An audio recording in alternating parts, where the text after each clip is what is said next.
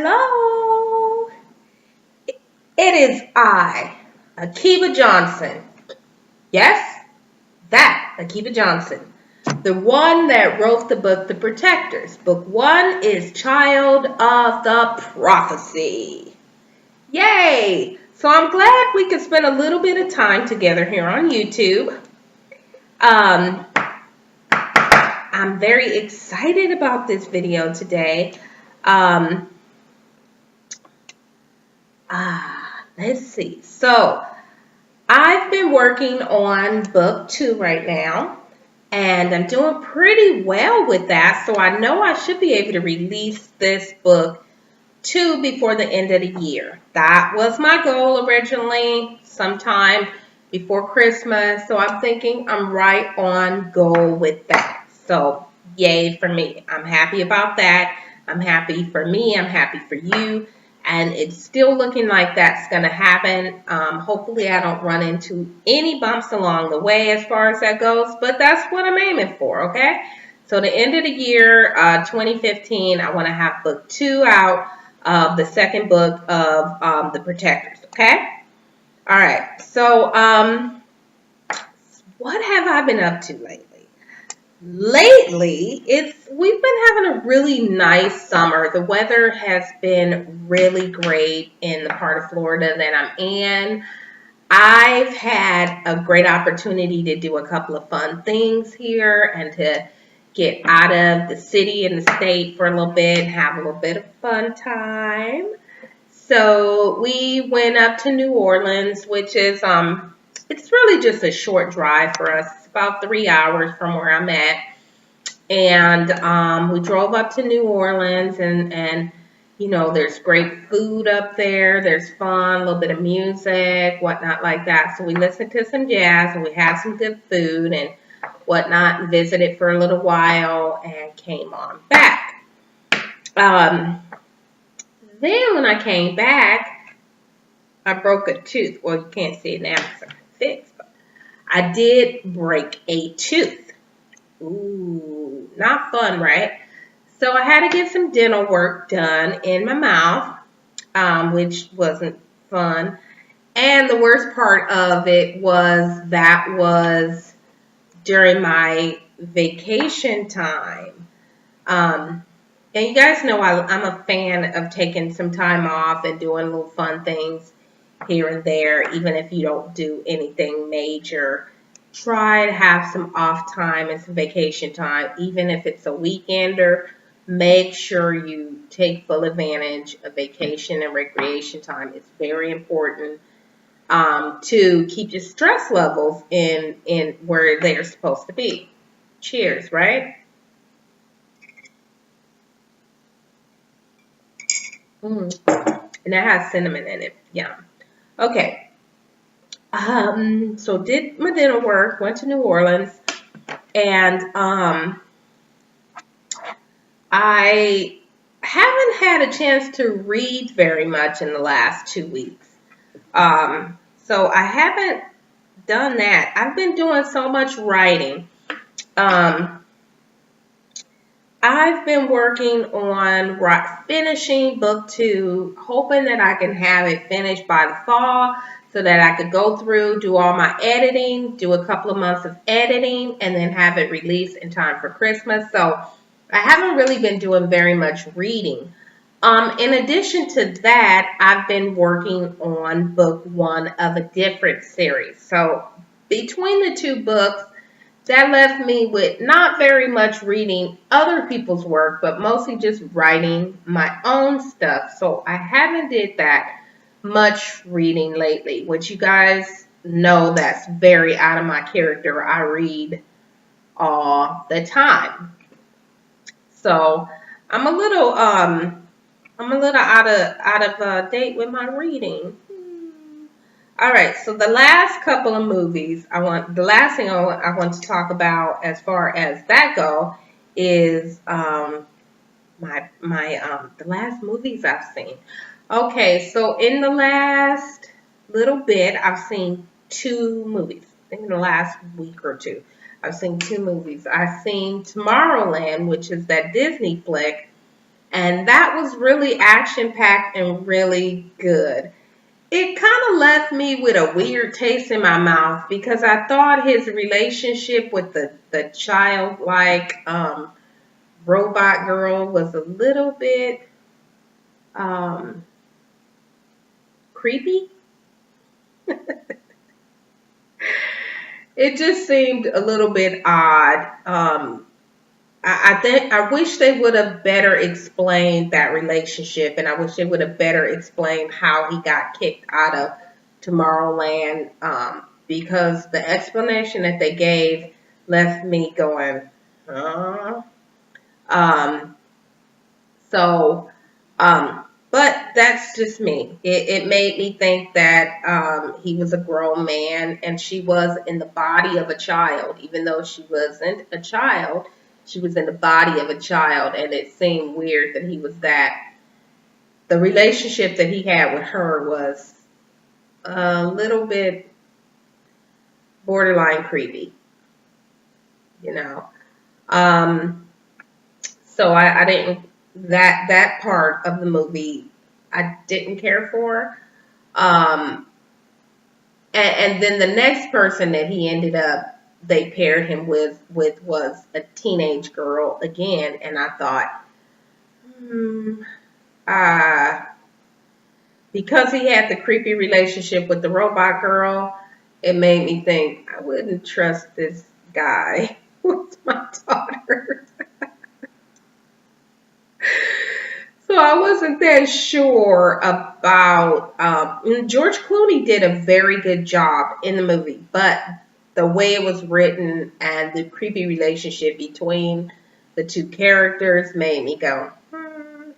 So I wasn't a fan of it. I thought his relationship with the human teenage girl was a lot healthier, but um, after seeing the creepy robot girl relationship, it was like, I don't know. I still don't trust this guy. All right. And the other movie that I seen was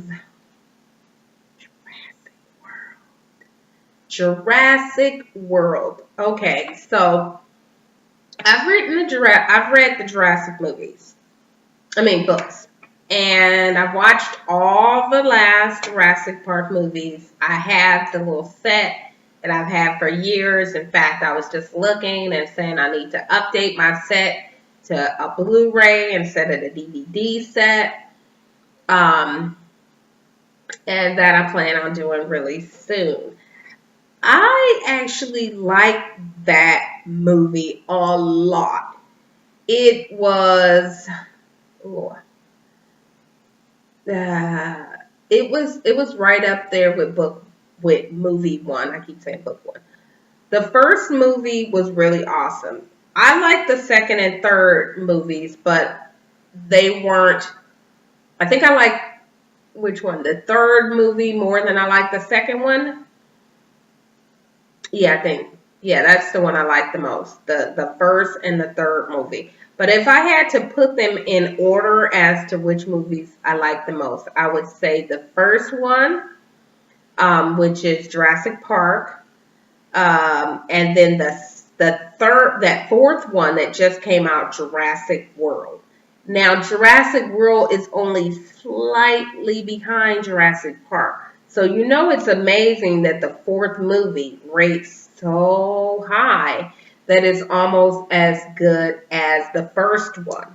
The reason why is the storyline on uh, the fourth movie was just awesome. I liked where they went with it. To me, it was a natural flow on how it really would have went down if such a thing happened. It worked out really, really good. Everything happened like I think it was supposed to happen. It went pretty well. It was a couple of things that I went, oh man, about, and I won't tell you what things I said, oh man, about, because that might kind of be a spoiler for you. I don't want to give you too much information, but I actually loved it. To me, the dinosaurs looked great in the movie. Even when they showing the dinosaurs, they always have to show really close up. They have to let the human being touch some of the dinosaurs and all like that. The other thing I really liked in the movie was the blood. I thought the blood looked great. Okay, it wasn't a bloody movie or anything, but if you're going to show a couple of drops of blood, it better look like blood to me. And I thought they did a really good job showing just a little bit of blood, and it really looked like blood. So I would give that movie probably a 10 out of 10 stars.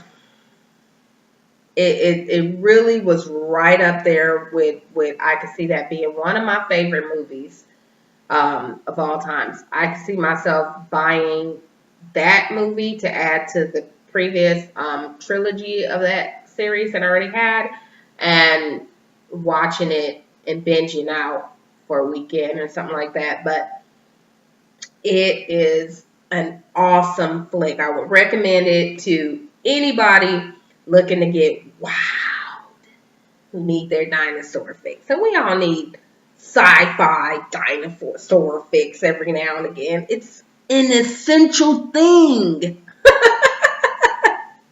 Maybe not essential, but maybe it is essential. I'll go back to essential. It's essential and completely necessary. All right. So that's what I've been up to. My projects, what I've been watching, what I've been writing, and whatnot. Okay. I was trying to redesign book one's cover, and I've been having such a hard time with that. I actually went to graphics art. I actually have a degree in graphic arts, and I should not be having the problems that I'm having with designing this book cover, but I am having problems, and I want to do it myself, and at some point I might end up having to outhouse it to someone else. Excuse me. I'm going to take a swig of my drink. Because I'm just having such a slow process of getting it done. But I still really want to do it myself, but I want it to look good too. And I just haven't been able to get that look that I'm looking for. So that's what's up. So back to the protectors. Let's talk about one of our characters who is the father of the female child of the prophecy, and that's Zane.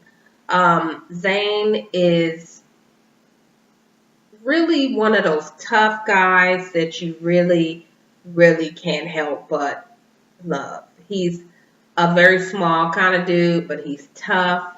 He's very sweet. He comes across as kind of gruff, but sweet. And very, very likable. Okay? So he's kind of salty around the edges, but sweet in the middle. Like salted caramel.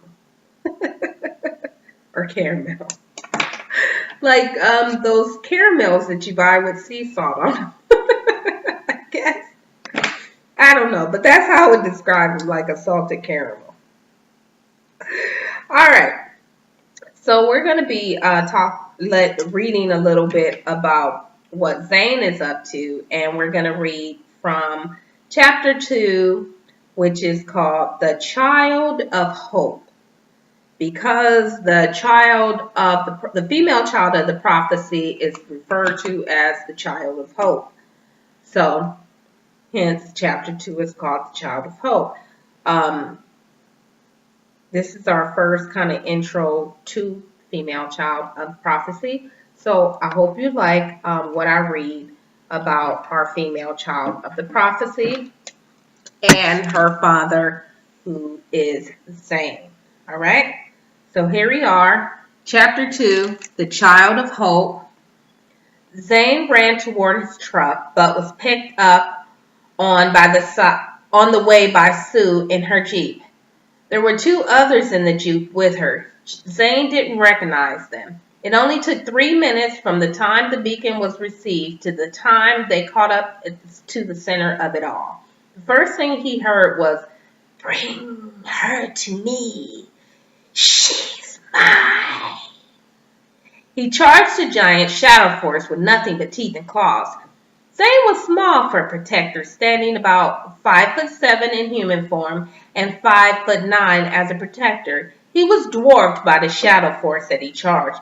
He attacked with a roar. Later, the others said most of the other shadow force covered their ears and rolled around on the ground as if they'd been struck when he roared. The large shadow force spread his arms apart as if to hug Zane. Zane's size made the shadow force underestimate him.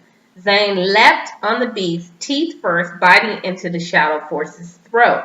The shadow force screamed and threw Zane off him. He still had the shadow force, so a large chunk of the shadow force came off too, disappearing into smoke. Zane hit the ground hard, but he jumped to his feet again. "You send fleas to bite me?" yelled the shadow force to the heavens. Zane charged again. "Zane!" he heard from one of the protectors that rode there with him, and Sue tossed him a sword. Zane caught it and swung the blade into the creature's chest. The sword grazed the chest and did no damage. "Come now, Flea, you can bite harder than that," laughed the Shadow Force. The Shadow Force were wearing body armor. That's new, but Zane knew one spot the armor didn't cover, the throat. He was bleeding from there still. He knew he'd get only one shot at the throat. He went low as if to attack from the bottom up, and the Shadow Force played right into his hands. It bent over. "Big Shadow Force make big mistake," said Zane. And Zane says, "Off with his head," said Zane. Then he turned and ran towards Veronica. She walked slowly and unsteady like a drunk. He got just close enough to hear, "Help me," Zane, but saw the blood from her. He saw the blood before he saw her and followed the trail to her crumpled form. At first, he thought she was dead, but the puncture in her rib oozed blood bubbles every time she exhaled, even as the large piece of glass still hung out of Veronica's body. He was too scared of hurting her to touch her. He just kneeled by her body and sobbed. Wow, I know, what a wicked place to end it all, right? All right, so that was Zane, and this was me reading from Chapter 2, Child of Hope, from the book The Protectors, Child of the Prophecy. I hope you enjoyed my chat, and I hope you enjoyed my reading. If you did, check out some of my other videos that you might enjoy, where I also talk about sci-fi and read from my book. So, if you liked it, subscribe to my channel, hit the like button. I like likes, and check out some of my other videos. You can also find me on Facebook. I'm at Akiba Johnson on Facebook, or you can follow me on Twitter. I'm at Akiba Johnson on Twitter as well. So thank you so much for watching. Take care. Bye-bye.